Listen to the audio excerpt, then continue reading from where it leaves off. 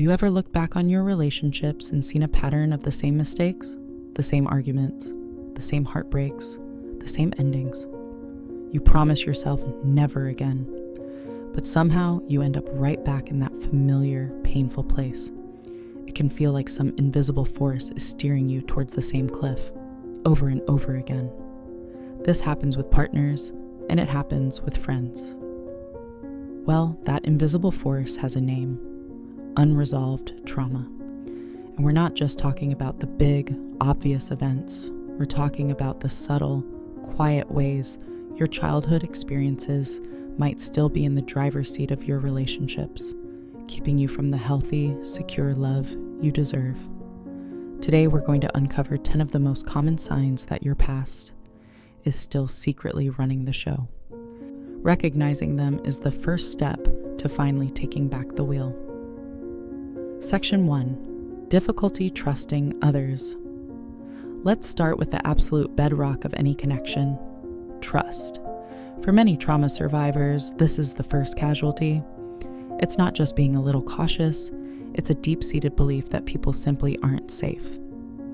If your early caregivers were inconsistent, neglectful, or betrayed your trust, your brain learned a painful but necessary lesson for survival. Don't rely on anyone. In your romantic relationships, this might look like always waiting for the other shoe to drop. You might second-guess your partner's motives, need constant reassurance that you're loved, or refuse to share your deepest fears because you expect they'll be used against you. With friends, it can mean keeping everyone at arm's length. You might have friendships that feel superficial, leaving you lonely even in a crowd because you just can't bring yourself to believe in their good intentions. So if you feel that deep down sense that you have to protect yourself from everyone, it might be an echo of past betrayals telling you that it's not safe to let your guard down. Section 2. An intense fear of rejection or abandonment. When you can't trust people to stay, it's only natural to develop a powerful fear of being left. This isn't just a simple worry.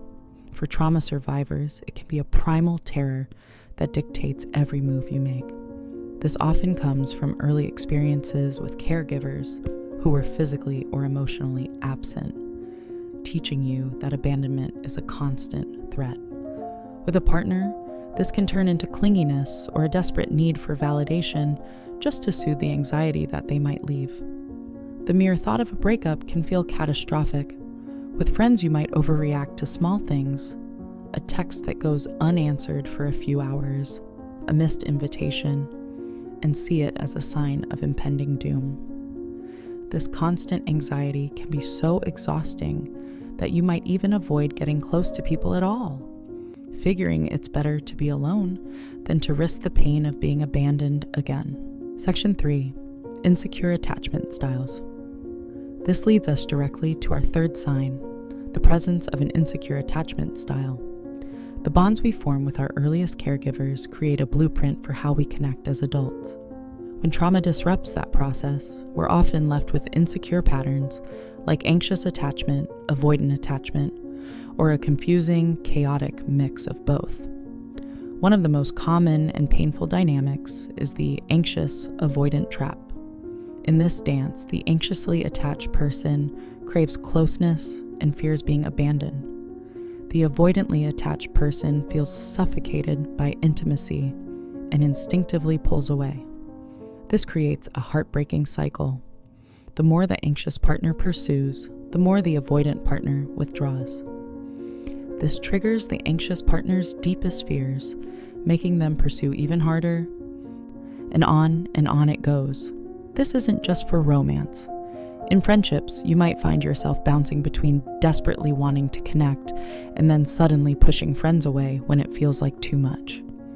This leaves everyone feeling hurt and confused.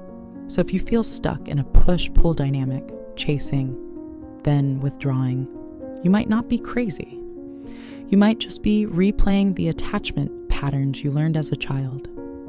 Section 4. Emotional dysregulation. Does it ever feel like your emotions are a runaway train? One minute you're fine, and the next you're overwhelmed by an intensity that feels impossible to control. That's emotional dysregulation. When you grow up in a chaotic or invalidating environment, you don't learn how to self-soothe or manage your feelings.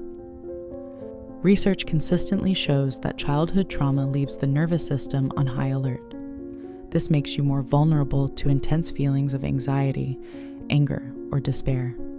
In a relationship, this can look like explosive arguments over something small, or finding yourself so flooded with emotion that you can't communicate calmly. Resolving conflict feels impossible when your emotions are at a 10. With friends, you might get easily overwhelmed in social settings or react to gentle criticism as if it's a personal attack. This emotional roller coaster is exhausting for you and for the people around you, creating a feeling of constant instability. Simply put, if your emotional volume dial always seems stuck on high, it may be a sign that your nervous system is still wired for a crisis that has long since passed. If this is feeling heavy, take a breath. You don't have to fix everything today. Just listening and recognizing yourself is enough for now. Section 5. Avoidance of intimacy and vulnerability.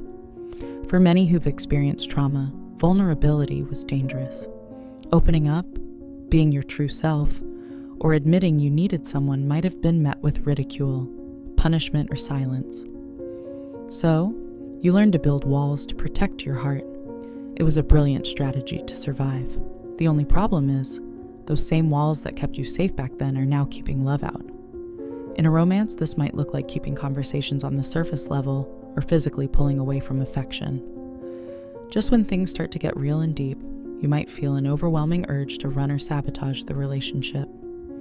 In your friendships, you might be known as a great listener who never shares what's truly going on in your own life. You keep things light and easy. This ensures no one ever gets close enough to truly hurt you. Section 6. People-pleasing and fawning. This brings us to a survival strategy many don't even realize they're using. People-pleasing, also known as the fawn response. It's one of the 4 core trauma responses: fight, flight, freeze and fawn, and fawn. Fawning develops when a child learns that the safest way to get through a scary situation is to be as agreeable and non-threatening as possible. You learn to make others happy to keep yourself safe. As an adult, this means you might habitually ignore your own needs to cater to others. With a partner, you might always go along with what they want, losing your own identity just to keep the peace. You say yes when every part of you is screaming no. In friendships, you're the easygoing one who never has an opinion and never disagrees, even when something bothers you. This isn't true kindness. It's a trauma response that can leave you feeling resentful and completely invisible. So if you find yourself always saying yes just to keep the peace, you're not just being nice. You might be using an old survival skill that no longer serves you. Section 7. Chronic conflict avoidance. Right alongside fawning comes its close cousin, a deep-seated avoidance of all conflict. If you learned early on that disagreements lead to scary outcomes, like yelling, punishment, or the silent treatment, your nervous system learns to code all conflict as a threat. For you, it becomes a threat to your very survival. In a partnership, this is devastating. Big issues get swept under the rug because it feels safer than talking about them. Instead of working through a problem, you might shut down, stonewall, or just pretend it's not happening.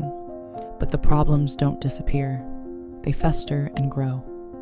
In your friendships, you might let hurt feelings build up for years without saying a word. This continues until you either explode or simply ghost the friend rather than have one difficult conversation. Section 8. Unrealistic expectations and a need for validation. When you grow up with a deep well of unmet needs for love, safety, and validation, you enter adulthood with a void, and you are desperate to fill it. Without realizing it, you may look to your partner or even your friends to heal those old wounds and give you the unconditional love you never got. In romance, this can look like expecting your partner to be your savior, to fix your pain, and to be a perfect, bottomless source of approval. You might feel totally shattered by their normal human flaws or their inability to meet your impossibly high standards for reassurance. With friends, you might find yourself constantly fishing for compliments or needing them to prop up your self-esteem. You get deeply hurt when they don't respond in the exact way you need them to, which puts an unfair and heavy burden on the relationship. Let's take another breath here. This next sign can be one of the most confusing to untangle, so be gentle with yourself as you listen. Section 9, repeating trauma patterns. This next one can be one of the most confusing and painful signs to recognize. It's the unconscious pull to repeat the dynamics of your trauma, a phenomenon some call repetition compulsion. It's not that you consciously want to get hurt again. It's that your nervous system is drawn to what's familiar, even if that familiarity is painful. You're trying to go back and win a game that was rigged from the start. This is why you might find yourself in one relationship after another with partners who are emotionally unavailable, critical, or controlling. People who mirror the caregivers who first hurt you. You end up wondering, why do I keep choosing the same person in a different body? In friendships, you might be drawn to people who drain you, criticize you, or take advantage of you. You do this because that one-sided dynamic feels, on some deep level, like home. Section 10, low self-esteem and a harsh inner critic. And finally, holding all of this together like a dark foundation is a core of low self-esteem and a relentless inner critic. Childhood trauma, especially emotional neglect, doesn't just hurt your feelings. It teaches you a story about your worth. It instills a deep sense of shame and a belief that you are fundamentally unworthy of love, care, and respect. In your romantic life, you may subconsciously believe you don't deserve a healthy, loving partner. This might cause you to tolerate bad behavior or even sabotage a good relationship. It can feel too good to be true, and you're just waiting to be found out. With friends, you might feel like a burden, unworthy of their time or support. This brutal inner critic is always whispering that you're not good enough, and you spend your relationships constantly looking for evidence that it's right. It's this core belief of being unworthy that often allows all the other signs to persist because you don't feel you deserve any better. Recognizing yourself in these signs can be a heavy moment, but it's also where your power begins. The fact that you're still here, still listening, means you're ready for a change. If this resonated with you, feel free to share in the comments which sign hit closest to home. You'll be amazed how many others have felt the exact same way. And knowing you aren't alone is a huge part of healing. And if you're ready to learn how to break these cycles and build the relationships you truly deserve, please subscribe and share this video so we can reach others who need this message. These 10 signs are not a life sentence. They are not proof that you're broken or unlovable. They are simply echoes from your past, survival strategies that you don't need anymore. Seeing these patterns for what they are is the most important step you can take. They are imprints of trauma, not character flaws. From here, you can start the work of building self-compassion, learning new ways to connect with others, and finally, choosing a future that is not controlled by your past. Healing is possible, and a life filled with healthy, secure, and fulfilling love is waiting for you. If this video helped you feel a little more seen, you don't have to share your whole story. Just drop the number of the sign that hit you the hardest in the comments. And if you'd like more simple, psychology-based animations on healing and healthier relationships, please like this video, subscribe, and turn on notifications so you don't miss the next one.